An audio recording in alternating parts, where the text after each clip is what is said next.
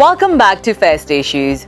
We have come to the end of our series on animal breeding, where previously we spoke to animal breeders Utlanang Moreri at Isabelle Agricultural Research Center and Orwell Marabella in Mahalape, who spoke on cattle, goats and sheep breeding.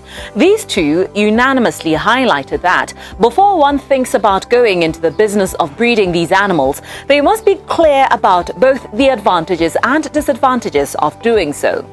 We then travelled to Shashamoke, where we met with piggery owner Lebogang Khari, who started in this business after realising a gap in the demand and supply of pork. She says currently business is doing well and encourages others to explore the idea of venturing into pig farming. This evening we're closing our series on a discussion on dog breeding.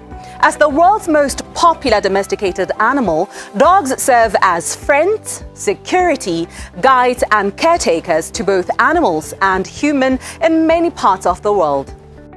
That being the case, breeding dogs is a bit more intricate than the other animals we discussed before. It takes special knowledge to know which breed works better for what purpose. To have a conversation on that and more, we have invited here dog breeder Alan Molefe to share some tidbits with those who might be interested in this as a trade or even as a hobby.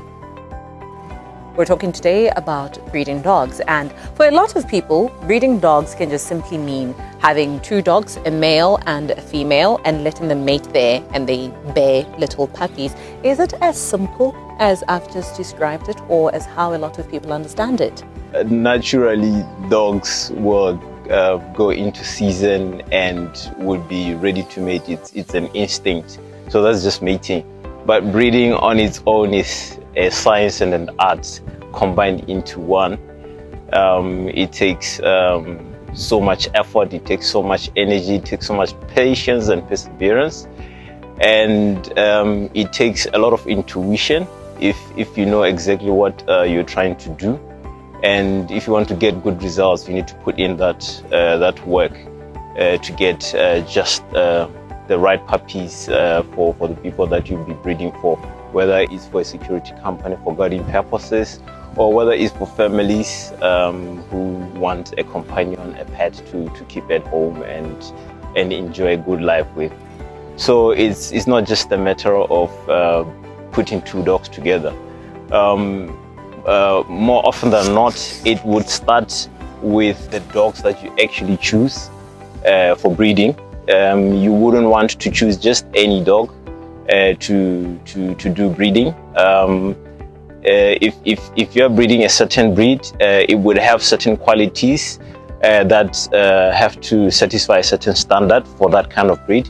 And you would look for those dogs that have those qualities the way they are described in the breeding standards. For all different breeds have different standards. So you'll be looking for certain things. You'll be looking for the size of the dog. You'll be looking for the shape of the dog, the behavior of the dog, certain features in it. Its ears upright as they are supposed to be. Is it tall enough at the shoulders? Is it tall enough at the hips? Does it have any issues, any medical or physical issues that you can immediately see? And you in instances where it's done very professionally, you even go to the extent of doing blood tests to confirm the actual genetics of the dog, if it is good enough for breeding. You've spoken about this trade having to do with a lot of intuition, a lot of taking up a lot of time, and you did say that it can be costly, actually. So I want us now to talk about the type of financial investment that goes into this. How much should one be ready and prepared to part with or to put into this business? To start off with dog breeding requires quite a bit of investment. You can have mainly two strategies. You could get dogs that are ready to breed immediately, so you could get grown-up dogs. Typically, a dog would be ready to breed if you're doing things correctly, the right way, at about 20 months. So you can get a 20-month-old male and female, and they would be obviously ready to start off. But to get a dog that big, if it's a pure breed, for instance, and it's a properly surveyed dog, it would set you back anything from 25 to even 50k to get one. So obviously, just to get those two would be a hefty investment. And obviously there has to be preparations that goes into that. You have to be looking at where are they going to be kept. So you have to be investing in at least a kennel or some place where they'll be staying. That also obviously requires some financial investment. And you have to be prepared for vet bills, because if you are going to be keeping a purebred dog that you're spending a lot of money to buy, clearly you would want to spend a lot of money to maintain it, because that's what comes with it. I'm sure you know when you get a Mercedes-Benz, it costs you a lot to buy and it will cost you a lot to keep. I know you've mentioned what needs to happen, or some of the things that need to happen within the strait, but I want you to speak generally on the do's and don'ts of dog breeding. Maybe starting with the do's. I think to go into dog breeding, first of all, it has to be your thing. You have to have passion for dogs, and that way you know it won't require much to drive you to look after them. You need to have the time to spend with your dogs, to see what is happening with your dogs, to be aware of what could be happening with your dogs, so that you don't find things out too late and it's either too costly or too late and you lose a dog that you would have spent so much money on.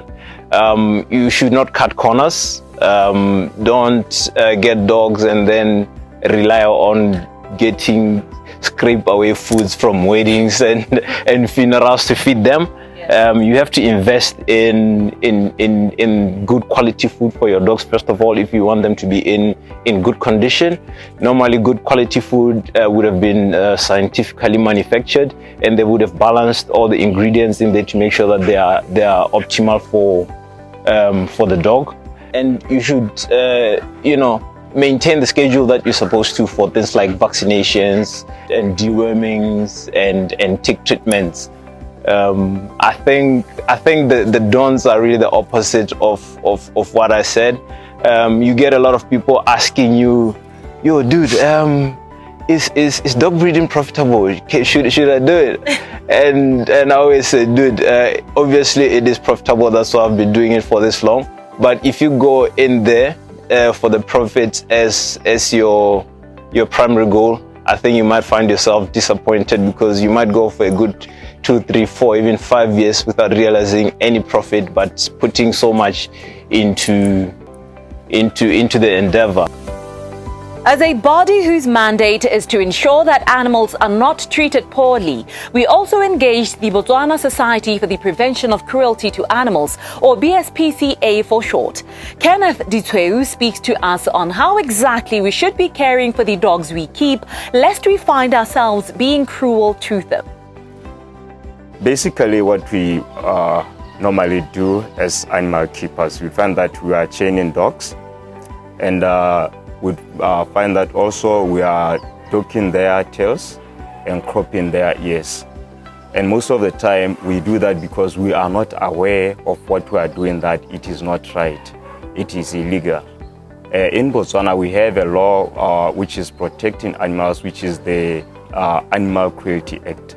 Most people are not aware of it, and you'd find that they are abusing their animals, not willingly, but because they are not aware that whatever that they are doing is illegal. Chaining a dog, basically you are depriving it from expressing its normal behavior. You are depriving it from being comfortable, because it is not comfortable to just be chained in one position. And also cropping their ears, cutting them off just for fashion, it is also illegal. Imagine if someone cuts your ear and without providing necessary health care, or without consulting a veterinarian to do that surgery. Let us now talk about backyard breeding, whether this is for leisure, whether it's for business or whatever purpose that somebody's doing it. What does the law say? Well, in Botswana currently, there are no laws which are regulating backyard breeding. You'd find that most backyard breeders, since there is no law which is governing them, they are creating their own regulations. And you'd find that some people are depriving dogs of medical care or attention, because what they're just looking at is getting something out of that dog, not looking at its welfare. For instance, like breeding a dog when it is still young, when it is not yet mature, or crossbreeding a very young dog with a larger breed, like a small breed and a larger breed, which you will find that the small breed is going to have or experience some problems during its pregnancy. It might not give a normal birth, it might need to go for surgery, to give birth. Still on backyard breeding, have you ever tried to have, say, a parley to reach an armistice with these dog breeders? Because there's always a common ground to reach, even though you're both from opposing sides. What we normally do is try to go to people, reach out to the public and educate them. We have attended a few animal or dog shows which were organized by our local dog breeders, just to see if whatever that they're doing at those shows is not against our Animal Cruelty Act. And also try to advise and educate the dog breeders on what they should do, on the standards that they should follow. This program was brought to you in association with First National Bank of Botswana. FNB, how can we help you?